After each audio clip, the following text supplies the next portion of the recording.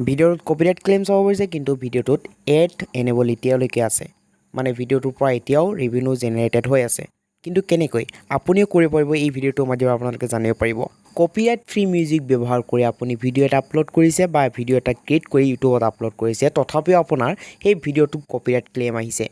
এনেকুৱা ধৰণৰ সমস্যা যেতিয়া আপুনি সমাধান কৰিব বিচাৰে তেতিয়া আপুনি একমাত্ৰ উপায় থাকে এই ভিডিঅ'টো মিউট বা আপোনাৰ যিটো মিউজিকত আপোনাৰ কপিৰাইট ক্লেইমটো আছে সেই মিউজিকটো কাট কৰি দিয়াৰ হে সিস্টেমটো থাকে কিন্তু এনেকুৱা ধৰণৰ যদি আপোনাৰ ভিডিঅ'ত মিউজিকবিলাক কাট কৰি দিয়ে বা বেকগ্ৰাউণ্ড মিউজিকত যদি কপিৰাইট ক্লেইমটো আহে তেতিয়া ভিডিঅ'ৰ অস্তিত্বটো নাথাকে যদি আপোনাৰ চেনেলটো মনিটাইজ হয় তেতিয়া আপুনি সেই চেনেলটোত মনিটাইজেশ্যনো অন কৰিব নোৱাৰিব সেই কাৰণে আজি ভিডিঅ'টোৰ মধ্যে আপোনালোকক জনাবলৈ চেষ্টা কৰিম আপুনি ভিডিঅ'টো এডিট নকৰিলে এই কপিৰাইট ক্লেইম যিবিলাক আছে এই কপিৰাইট ক্লেইমবোৰ কাটিব পাৰিব আৰু প্ৰথমতে আপোনালোকক জনাম এনেকুৱা ধৰণৰ ভুৱা কপিৰাইট কিয় আহে আপোনাৰ কপিৰাইট ফ্ৰী মিউজিক বেকগ্ৰাউণ্ডত ইউজ কৰাৰ ফলতো আপোনাৰ ভুৱা কপিৰাইট ক্লেইমবোৰ আহে আপোনালোকক পুনৰবাৰ জনাইছোঁ স্পষ্টভাৱে আপোনালোকক জনাবলৈ চেষ্টা কৰিছোঁ যে এনেকুৱা ধৰণৰ যিবিলাক কপিৰাইট ক্লেইম আহে এইবিলাক আচলতে ভুৱা হয় কাৰণ আপুনি ভালদৰে পৰ্যবেক্ষণ কৰিব আপুনি চাব নিজে যিবোৰ কপিৰাইট ক্লেইম দিয়ে মানে মেইলত বা আপোনাৰ সেই ভিডিঅ'টোৰ যিটো এবাউটত আপুনি যদি চেক কৰে যিয়ে তাতে লিখা থাকিব যে আপোনাৰ কপিৰাইট অনাৰ হিচাপে কিন্তু কপিৰাইট অনাৰজনৰ নিজৰ সেইবোৰ মিউজিক নহয় আৰু নিজৰ যিটো মিউজিক আপুনি যি চেনেল বা যি কোম্পানীৰ মিউজিক আপুনি ব্যৱহাৰ কৰিছিলে সেই কোম্পানী কেতিয়াও কপিৰাইট ফ্ৰী যদিহে হৈ থাকে কেতিয়াও কপিৰাইট ক্লেইম নিদিয়ে তো এনেকুৱা ধৰণৰ কিয় হয় সেইটো ইউটিউবেহে ভালদৰে জানিব কাৰণ এনেকুৱা ধৰণৰ পৰা নাই ভুৱা কপিৰাইট ক্লেইম ব্যৱস্থা আজি ভিডিঅ'ত মই আপোনাক জনাম আপুনি এডিট কৰিবও নালাগে ভিডিঅ'ত আপোনাৰ ঠিকে থাকিব বেকগ্ৰাউণ্ড মিউজিকত কপিৰাইট ক্লেইম থাকিলেও এটা জাষ্ট কমপ্লেইন ইউটিউবত কৰিব ইউটিউব অফিচত কমপ্লেইন কৰিলেই আপোনাৰ এই প্ৰব্লেমটো সলভ হৈ যাব আপোনাৰ কপিৰাইট ক্লেইমটো উঠি যাব আৰু যদি আপোনাৰ মনিটাইজেশ্যন অন থাকে চেনেলত তেনেহ'লে সেই ভিডিঅ'টোত যদি মনিটাইজেশ্যন অফ থাকে তেনেহ'লে আপুনি আপোনাৰ সেই ভিডিঅ'টো এড ষ্টাৰ্ট কৰিব পাৰিব আজি ভিডিঅ'টোৰ মাধ্যমে সবিশেষ জনাম ভিডিঅ'টো প্ৰথমৰ পৰা শেষলৈ চাব খুব মনোযোগ সহকাৰে যিসকলে ইউটিউবত ভিডিঅ' আপলোড দি আছে বা ইউটিউবাৰসকলে যিবিলাক নতুন বা পুৰণি সকলোকে জনাইছোঁ ভিডিঅ'টো সম্পূৰ্ণকৈ মনোযোগ সহকাৰে চাব তো আহক ভিডিঅ'টো আমি আৰম্ভ কৰিছোঁ সো বন্ধুসকল ডাইৰেক্টলি YT ষ্টুডিঅ'ত আহিছোঁ ইউটিউব ষ্টুডিঅ' যিটো আমাৰ ডেস্কটপ মোডত থাকে যিকোনো আপোনাৰ ব্ৰাউজাৰ আপোনাৰ মোবাইলৰ ব্ৰাউজাৰত আপোনাৰ চেনেলটো লগইন কৰিব লাগিব লগইন কৰাৰ পিছত আপুনি চাব পাৰিব কেনেকৈ ক'ত আচলতে কপিৰাইটটো লাগিছে আৰু কপিৰাইট ক্লেইমটো আমি আচলতে এড অন কৰিম আপোনালোকে চাব পাৰিছে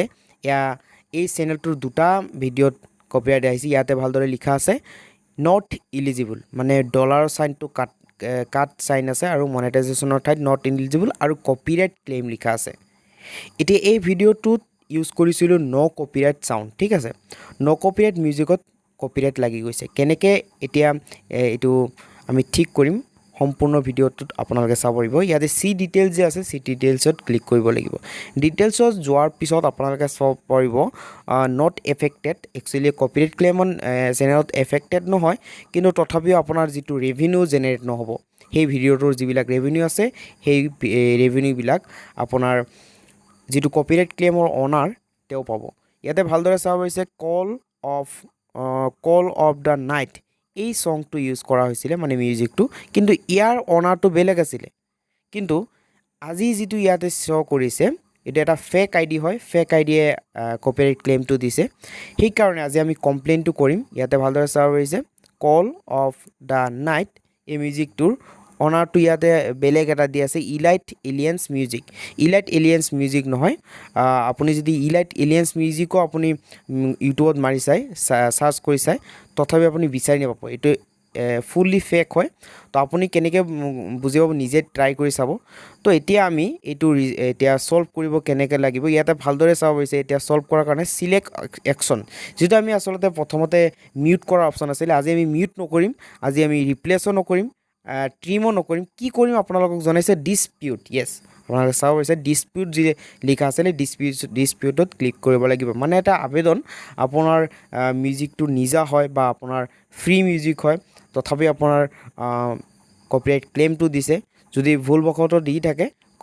এইটো আসলতে ঠিক কৰি দিব তো ইয়াতে আপোনালোকে স্টেপ বাই স্টেপ ভালদৰে চাব পাৰিছে আপোনাৰ যদি প্ৰথমতে আপোনালোকে ইয়াতে নিজেই কনফাৰ্ম কৰিব লাগিব ইয়াতে টিক সাইনটো দিব লাগিব ঠিক আছে তো আপুনি ঠিক ৰাইটত আছে সেই সম্পৰ্কে ইয়াতে কনফাৰ্মেশ্যন লৈছে আপুনি যে কপিৰাইট ক্লেম এইটোৰ কমপ্লেইনটো দিছে আপোনাৰ জনা আছে নে নাই এই মিউজিকটো কপিৰাইট ফ্ৰী হয় নে আপোনাৰে হয় বা বেলেগৰ মিউজিক ইউজ কৰিছে তো এইটো আপুনি কনফাৰ্মেশ্যনৰ কাৰণে ৰাইট চিনটো দিব লাগিব ৰাইট চিন দিয়াৰ পিছত আপুনি ৰাইট সাইডত কন্টিনিউ অপশন আছে কন্টিনিউত ক্লিক কৰিব লাগিব কন্টিনিউত ক্লিক কৰাৰ পিছত আপোনাৰ ৰিজন কি ৰিজনত আপোনালোকৰ ইয়াতে ক'ব বিচাৰিছে যে কি ৰিজন আছে আপোনাৰ মিউজিকটো আপোনাৰে হয় নে আপোনাৰ আপুনি বেলেগৰ পৰা লাইসেন্স কৰিছে বা আপোনাৰ অৰিজিনেল কন্টেন্টটো আপোনালোকৰ আহিছে তো এতিয়া আপুনি অৰিজিনেল কন্টেন্টটো দিব পাৰে যদি আপোনাৰ নিজৰ মিউজিক হয় আৰু লাইসেন্স যদি থাকে কিছুমান কোম্পানী বা কিছুমান চেনেলৰ লগত আপোনাৰ শেয়াৰ থাকিব পাৰে লাইসেন্স পাৰমিশন দি দিছে তো আপুনি লাইসেন্স দিব পাৰে পাব্লিক ডোমেইন এটা পাব্লিক ডোমেইনত কিছুমান আছে ফ্ৰী দি দিয়ে ফ্ৰী মিউজিক তো আপুনি ইয়াতে ভালদৰে আকৌ চাব পাৰিছে কপিৰাইট একসেপ্টেড সাচ এছ ইয়াতে কি লিখা আছে আপোনালোকে চাব পাৰিছে তো আপোনালোকে আসলতে ফেয়াৰ ইউজৰ কাৰণে যদি আপুনি ইউজ কৰিছে তো ফেয়াৰ ইউজত তাতে ক্লিক কৰিব ইয়াতে ৰিকুৱাৰমেণ্ট এতিয়া কথা হৈছে ইয়াতে সকলো ধৰণৰ ডিটেইলছ লিখা আছে আপুনি যদি অন কন্টেন্ট দিছে অন কন্টেন্টত কেনেকুৱা ধৰণৰ আসলতে ক্ৰাইটেৰিয়া আছে তো সেইবোৰ ফলো কৰিব লাগিব সকলো ধৰণৰ তথ্য ইয়াতে উল্লেখ কৰা আছে এইবোৰ পঢ়ি আপুনি নিজৰ ইচ্ছামতে যেটো অৰিজিনেল কন্টেন্ট যদি অৰিজিনেল কন্টেন্ট দিব বা ফেয়াৰ ইউজৰ কাৰণে কপিৰাইট মিউজিক ইউজ কৰিছিলে তো আপুনি হেটো দিব পাৰে বা আপুনি লাইসেন্স যদি আছে আপোনাৰ কোনো এটা চেনেলৰ লগত হেটোও দিব পাৰে মুঠতে আপুনি কমপ্লেইনটো দিয়ক আপোনাৰ কমপ্লেইন দিয়াৰ পিছত 98% মই কৈছো 98% এটো সফল হয় ইয়াতে কি লিখিব লাগিব আপুনি জাস্ট অলপ লিখিব লাগিব কি ৰিজন হৈ আছে আপুনি যদি নিজৰ মিউজিক ইউজ কৰিছে তথাপিও আপোনাৰ কপিৰাইট ক্লেম আহিছে তেনেহ'লে আপুনি ইংলিছত ধুনীয়াকৈ লিখি দিব যে ডিয়াৰ ইউটিউব এনেকুৱা হৈছে আপুনি জাস্ট লিখি তলৰ যিকেইটা টিক মাৰ্ক আছে সকলোবোৰ টিক মাৰ্কত ওকে মাৰি দিব আৰু সিগনেচাৰ যেটো আছে সিগনেচাৰটো ৰিকোয়াৰ্ড হেতু কি দিব আপোনালোকক জনাই আছো অলপ পিছত প্ৰথমতে আগত জনাই আছো যে ৰিজনটোত কি লিখিব আপোনালোকে ৰিকুৱাৰমেণ্টত আপোনালোকে সকলো ধৰণৰ তথ্য লিখিব লাগিব কি প্ৰবলেমত হৈ আছে আপোনাৰ কি কৰিছে কপিৰাইট ক্লেমটো দিছে কিয় আৰু কি মিউজিক ইউজ কৰিছিলে যদি কৰি থাকে এটা আপোনালোকে সিগনেচাৰ যেটো কৈছিলো সিগনেচাৰত আপোনালোকে আপোনাৰ নিজৰ চেনেলৰ যেটো এডসেন্স একাউণ্টৰ যেটো নাম আছিল সেই এডসেন্স একাউণ্টৰ নামটো আপোনালোকে সিগনেচাৰত দি দিব ঠিক আছে এটা সকলোবৰ কাম হোৱাৰ পিছত আপোনালোকৰ এলিজিবিলিটিৰ পৰা আৰম্ভ কৰি ৰেশনেলছ লৈকে সকলোবৰ ডিটেইলছ দিয়াৰ পিছত আপোনালোকে কন্টিনিউ কৰিব লাগিব কন্টিনিউ কৰি সাবমিট মাৰিব লাগিব সাবমিট মৰাৰ পিছত আপোনালোকৰ কি হ'ব আপোনাৰ জিমেইল আইডিত আপোনালোকে পপআপ স্ক্ৰীনত চাব পাৰিছে জিমেইল আইডিত এনেকুৱা ধৰণৰ মেইল আহিব তো মেইলত কি লিখা আছে 30 দিনৰ ভিতৰত আপোনালোকৰ এই তথ্যখিনি চেকআপ কৰা হ'ব যদিহে আপোনাৰ ৰাইট ঠিক আছে আপোনাৰ ৰাইট যদি থাকে তেনেহলে আপুনি নিশ্চয়কৈ আপোনাৰ মনিটাইজেশনটো অন হ'ব বা তথা আপোনাৰ কপিৰাইট ক্লেমটো আতৰি যাব সেই কাৰণে 30 দিনৰ ভিতৰত আকৌ মনিটাইজটো অন কৰিছে কিন্তু 30 দিনৰ ভিতৰত আকৌ বন্ধ হৈ যাব পাৰে যদি আপোনাৰ কমপ্লিটটো ফুল হয়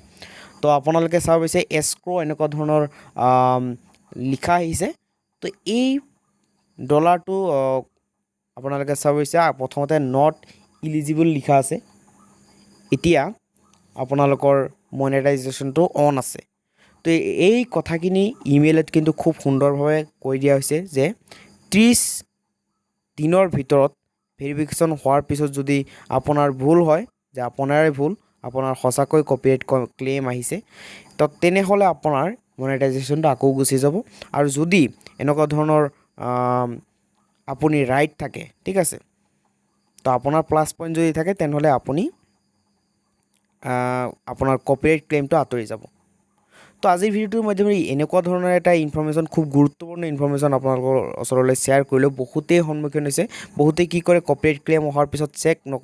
নকৰি ডাইৰেক্টলি মিউট কৰি দিয়ে। ইমান কষ্ট কৰি ভিডিঅ' এটা বনোৱাৰ পিছত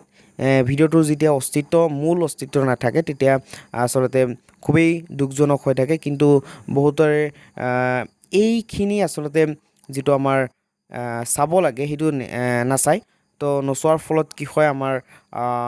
ভিডিঅ'টো ডাইৰেক্টলি আমি এডিট কৰোঁ, YT ষ্টুডিঅ'ত গৈ এডিট কৰি ডাইৰেক্টলি ৰিপ্লেচ কৰি দিওঁ, বা মিউজিকটো চেঞ্জ কৰি দিওঁ, বা আপোনাৰ মিউট কৰি দিওঁ, এনেকুৱা কৰোঁ। আমি কেতিয়াও ডিছপিউট নকৰোঁ। তো আজি ভিডিঅ'টোৰ মাজেৰে আপোনালোকে নিশ্চয়কৈ গম পাইছে, আপোনালোকৰ যদি এনেকুৱা ধৰণৰ সমস্যা থাকে তেনেহ'লে ডিছপিউট কৰিব পাৰে, আৰু ৰিজাল্টটো আপোনালোকে চাব পাৰিছে। তো আশা কৰিছোঁ ভিডিঅ'টো ভাল লাগিছে যদি তেনেহ'লে লাইক কৰিব, কমেণ্ট কৰিব, আৰু শ্বেয়াৰ কৰি দিব আপোনাৰ বন্ধুবৰ্গলৈ। আপোনাৰ বন্ধুবৰ্গসকলে যদি ইউটিউবত ভিডিঅ' আপলোড দিছে বা ইউটিউবাৰ, তেনেহ'লে আপোনালোকে বন্ধুবৰ্গলৈ এই ভিডিঅ'টো শ্বেয়াৰ কৰি দিব। আজি ভিডিঅ'টো ইমানখিনিয়ে। ভিডিঅ'টো চোৱাৰ বাবে বহুত বহুত ধন্যবাদ জনাইছোঁ। Thank you so' much. Bye by.